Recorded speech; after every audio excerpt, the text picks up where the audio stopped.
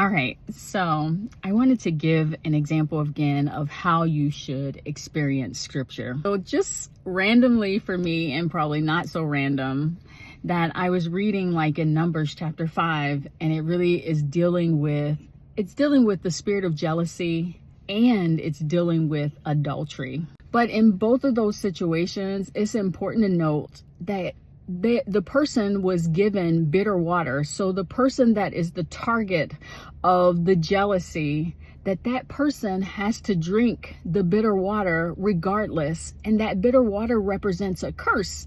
And so that bitter water really represents extreme hatred that's being projected onto that person. That made me think about, I was unfaithful in my marriage.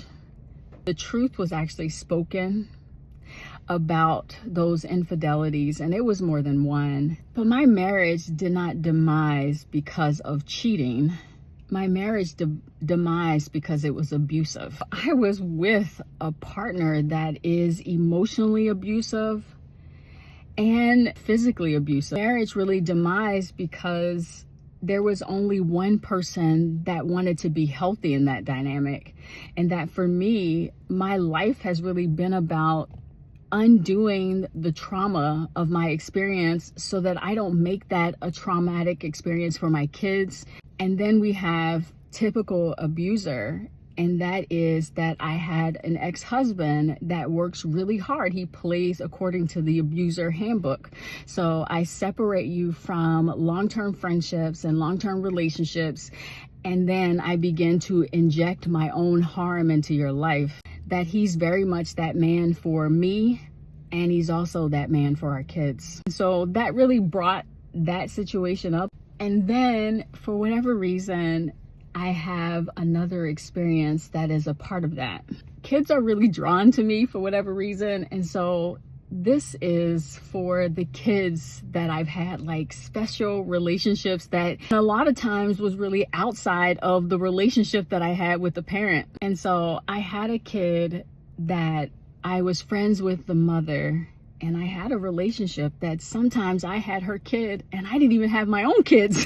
And then I had a relationship with a man, and his teenage daughter loved me. And a lot of times I would find myself picking her up and adding her to the group when I had my own kids. And I add this for my own kid, that those relationships that I added in, those were in addition, those were not to replace kids in my life. When I'm sitting here thinking about the things and God is adding wisdom to it, in the moment when the relationship's demise with the parents, so when the relationship was no longer with the man, I sent that girl back to stay with her mother. And then with the relationship with the friend, and I had a relationship with her daughter, that when the relationship demise with the woman, that I rejected the relationship with the daughter. And that what I learned in that situation, that is sometimes God is putting you in that kid's life because they do actually need the mother part of you.